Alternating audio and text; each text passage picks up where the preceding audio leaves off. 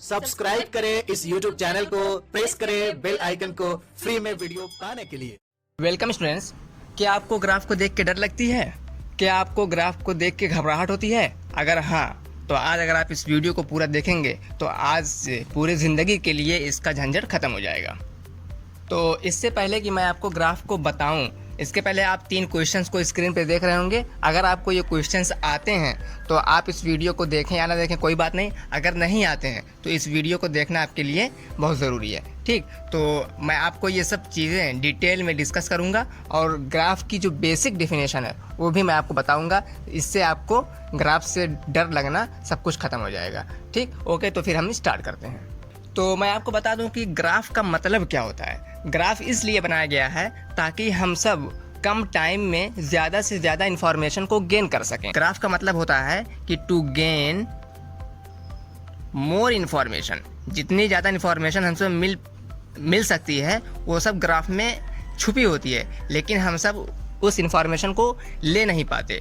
तो to gain more information in less time, कम से कम टाइम में हम उस इन्फॉर्मेशन को ले सकते हैं। जैसे आप क्रिकेट मैच में देखते होंगे, लास्ट में समरी दिखाता है, उसमें आपको ग्राफ ही दिखाता है। तो अगर कोई मैच देखे रहे या ना देखे रहे, अगर वो लास्ट की वो समरी देख ले तो ग्राफ के द्वारा वो बताते हैं आपको। तो उस ग्राफ से हम पूरे मैच के इंटरवल में क्या हुआ है वो हम जान सकते हैं। ठीक, तो इस बात से हमें ये भी पता चला कि ग्राफ जो होता है वो हमेशा कंपैरिजन होता है।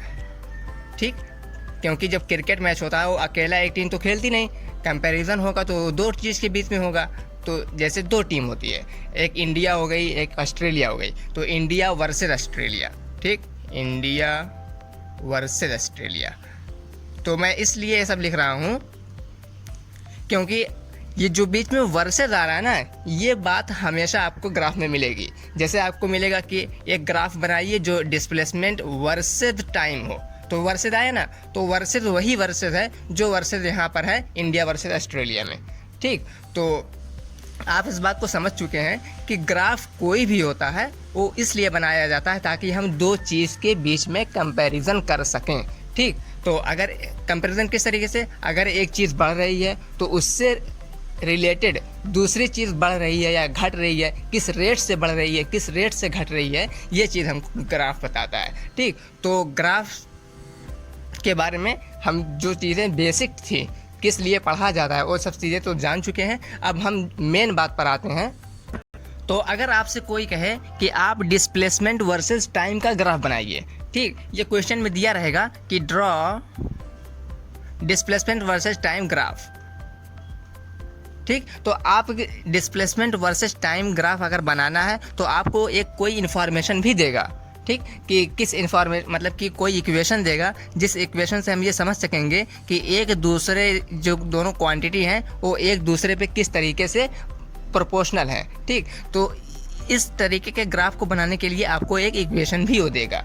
तो मैं पहली इक्वेशन लिखता हूँ, वो है S=12 ठीक, ये इक्वेशन है। इस इक्वेशन के माध्यम से हमको S वर्सेस टाइम मतलब कि डिस्प्लेसमेंट वर्सेस टाइम ग्राफ बनाना है। तो क्या करेंगे, हम तुरंत जो है एक प्लेन पर, कार्टेशियन प्लेन पर हम x एक्सिस और y एक्सिस बनाएंगे और x एक्सिस पर हम लिखेंगे टाइम को, y एक्सिस पे लिखेंगे x को, मतलब कि s को। डिस्प्लेसमेंट को s से x के तमाम चीज़ वेरिएबल हैं जिससे हम डिनोट करते हैं। ठीक, तो एस और टाइम, हमें ध्यान रहे कि जिस चीज़ के बीच में ग्राफ बनाना है, जैसे एस और टी है तो उसको हम एक्स और वाई एक्सिस पर एस और टी ही लिखते हैं। यहाँ पर टी स्क्वायर हो तो टी स्क्वायर नहीं लिखेंगे, जो यहाँ पे क्वेश्चन में कहा रहेगा वही हम यहाँ पर लिखेंगे। ठीक, तो ये एक सिचुएशन हो गई। एक सिचुएशन हो गई कि अगर कोई कह दे कि हम वेलोसिटी वर्सेस टाइम का ग्राफ बनाओ, तो वेलोसिटी वर्सेस टाइम का ग्राफ अगर कोई पूछे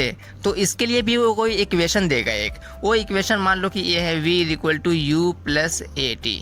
ठीक, ये इक्वेशन हो गई। तो हमको v वर्सेस t के ग्राफ बनाना है। हम इसको तुरंत प्लेन पर यानी कि x और y एक्सिस में x पर रख लेंगे हम टाइम को और y पे रख लेंगे v को। ठीक, यहाँ पे भी देखो हम t v इसको अभी नहीं देखेंगे, सिर्फ और सिर्फ हम किस चीज़ के बीच में बनाना है उसको हम यहाँ पे रखेंगे। ठीक, तीसरी सिचुएशन अगर कोई क्वेश्चन दे दे कि हमको ग्राफ बनाना है, draw graph of momentum versus kinetic energy. तो मोमेंटम को हम लिखते हैं P से वर्सेस काइनेटिक एनर्जी के काइनेटिक एनर्जी। इसके बीच अगर कोई ग्राफ बनाने को कह दे, तो अगर इसके बीच ग्राफ बनाने को कहेगा तो उसके लिए भी वो कोई एक इक्वेशन देगा। तो उस इक्वेशन को हम ले रहे हैं P² divide by 2m is equal to kinetic energy का एक फार्मूला होता है। ठीक, तो ये क्वेश्चन में इक्वेशन दी है, इसमें भी एक क्वेश्चन में इक्वेशन दी है। ठीक, और ये इक्वेशन दी है। इस इक्वेशन की मदद से हमको इसके लिए एस वर्सेस टी बनाना है, इसके लिए वेलोसिटी वर्सेस टाइम बनाना है, इसके लिए मोमेंटम वर्सेस काइनेटिक एनर्जी का ग्राफ हमको बनाना है। ठीक, तो किस तरीके से बनाएंगे उसको हम देख लेते हैं। बहुत ही सिंपल मेथड है। तो शुरू करते हैं सबसे पहले हम, जिसमें सबसे सिंपल है बीच वाला। बीच में है v equal to u plus A T, जिसमें हमको बनाना है वेलोसिटी वर्सेस टाइम के बीच का ग्राफ। तो एक क्वांटिटी है वेलोसिटी, दूसरी क्वांटिटी है टाइम। तो हम इस इक्वेशन में देखेंगे कि वेलोसिटी और टाइम कैसे प्रोपोर्शनल हैं। तो अगर हम देखें, इसकी भी पावर 1 है और टाइम की भी पावर 1 है, और हम किसी चीज़ को यहाँ पर नहीं देखेंगे। ठीक, अगर यहाँ पे इनिशियल वेलोसिटी को, जैसे फाइनल वेलोसिटी यहाँ पे हो गई, इनिशियल वेलोसिटी को आप कुछ देर के लिए 0 ले लो, तब ये ग्राफ ओरिजिन से जाएगा, इसको हम 0 कर सकते हैं। तो जो इक्वेशन हो गई, ये हो गई v is equal to A T, बस इतना ही लो। ठीक, क्योंकि इनिशियल वेलोसिटी को हम 0 ले सकते हैं। कोई भी ऑब्जेक्ट को शुरू करें तो उसकी वेलोसिटी 0 से ही शुरू हो सकती है। ठीक, मान लो कोई ऑब्जेक्ट है, वो अभी रेस्ट पे है, अभी हमको उसको चलाना है, तो उसकी वेलोसिटी 0 हो गई इनिशियल। तो v equal to A T. अब हम यहाँ पे देखें कि वेलोसिटी और टाइम डायरेक्टली प्रोपोर्शनल है। ठीक, और वो भी दोनों की पावर 1 है। अगर दोनों की पावर 1 हो, तो अगर हम टाइम को 1 सेकेंड लें, तो टाइम को 1 सेकेंड लेंगे तो वेलोसिटी भी 1 मीटर पर सेकेंड होगी। मतलब कि इसका जो ग्राफ बनेगा वो स्ट्रेट लाइन बनेगा। ठीक, मतलब कि जिस रेट से वेलोसिटी बनेगी उसी रेट से टाइम भी बढ़ेगा, जिस रेट से टाइम बढ़ेगा उसी रेट से वेलोसिटी बढ़ेगी। अभी हम आपको ये जो बता रहे हैं ना, ये जनरल इन्फॉर्मेशन है। अभी इसका एक डिटेल्ड लेक्चर ग्राफ पर, जिसमें हम बहुत सारे क्वेश्चन प्रीवियस ईयर के कराएंगे, वो अभी लेक्चर बाकी है। ठीक, तो ये जो लेक्चर है ये सिर्फ मतलब जनरल इन्फॉर्मेशन लेना है कि ग्राफ किस तरीके से बनता है। तो अगर जिस चीज़ के बीच में बन रहा है दोनों की पावर 1 है, तो जो ग्राफ बनेगा वो स्ट्रेट लाइन बनेगा। ठीक, तो अगर हम इसमें देखें, ठीक, इसमें भी आपको समझ में आएगा। डिस्प्लेसमेंट वर्सेस टाइम है, डिस्प्लेसमेंट वर्सेस टाइम कहाँ है। अब हम इस इक्वेशन में देखेंगे कि डिस्प्लेसमेंट और टाइम कैसे प्रोपोर्शनल हैं। तो यहाँ पे हमको देखने में आ रहा है कि डिस्प्लेसमेंट और टाइम स्क्वायर, मतलब कि डायरेक्टली प्रोपोर्शनल है, लेकिन टाइम का स्क्वायर है। s is directly proportional to square of time, time का स्क्वायर है। ठीक, तो अगर हम इसकी पावर देखें तो 1 है, इसकी पावर देखें तो 2 है। अब किस तरीके का ग्राफ बनेगा। ठीक, टाइम की पावर जो थी वो 2 थी, इसमें स्क्वायर नहीं लगाएंगे, बस जो ग्राफ कहा है उसको s और t ही रखा रहने देंगे। हम किस तरीके से ग्राफ का स्ट्रक्चर बनेगा उसको हम इस गिवन इक्वेशन से एनालाइज करेंगे। ठीक, ये गिवन इक्वेशन थी s equal to half A T square, ये था s की पावर 1। हमको जब प्रोपोर्शनलिटी देखें कि displacement is proportional to square of time, time के स्क्वायर के प्रोपोर्शनल है। जब टाइम के स्क्वायर के प्रोपोर्शनल होगी तब हम देखेंगे कि टाइम की पावर 2 है, डिस्प्लेसमेंट की पावर 1 है। तो ये स्ट्रेट लाइन जो ये है ना, ये स्ट्रेट लाइन ग्राफ नहीं जाएगा। टाइम की पावर ज़्यादा है, डिस्प्लेसमेंट की पावर कम है। अगर इसकी पावर ज़्यादा है, ठीक, तो हम कह सकते हैं कि टाइम ज़्यादा पावरफुल है। अगर ये ज़्यादा पावरफुल है तो ये इस ग्राफ को स्ट्रेट ना जाके इसको थोड़ा सा पुश कर देगा, कहेगा मेरी तरफ नहीं आना है क्योंकि मैं ज़्यादा पावरफुल हूँ, कहेगा चल इधर, तो ये थोड़ा सा पुश कर देगा, ये इस तरीके का ग्राफ बन जाएगा। ठीक, तो इसका जो ग्राफ बना ये बना इस तरीके का, टाइम वर्सेस डिस्प्लेसमेंट का ग्राफ ये इस तरीके से। ठीक, इसको मैं दोबारा कॉपी कर दिया हूँ बस।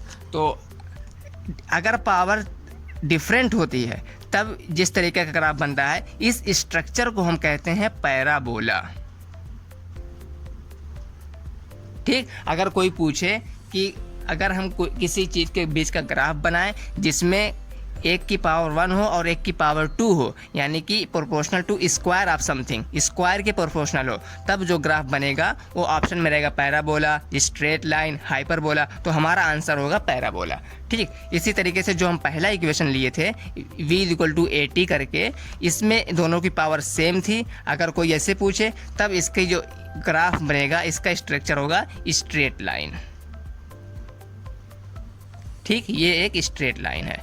अब आ रहे हैं तीसरे स्ट्रक्चर पे, जो मोस्ट इंपॉर्टेंट है, मतलब कि ये जो इसका रिवर्स वर्जन है। तो देखते हैं, कह रहा है कि मतलब कि मोमेंटम वर्सेस काइनेटिक एनर्जी बनाना है। तो हम तुरंत एक ग्राफ बनाएंगे प्लेन पर, एक्स वाई प्लेन पर। देखो ये एक्स एक्सिस है, ये वाई एक्सिस है, इसलिए हमको एक्स वाई प्लेन कहते हैं इसको पूरा। ये एक्स वाई प्लेन है। तो इस प्लेन पर हम पहले मोमेंटम है तो यहाँ पे मोमेंटम लिख दे रहे हैं। ठीक, और यहाँ पे काइनेटिक एनर्जी है तो यहाँ पे काइनेटिक एनर्जी लिख दे रहे हैं।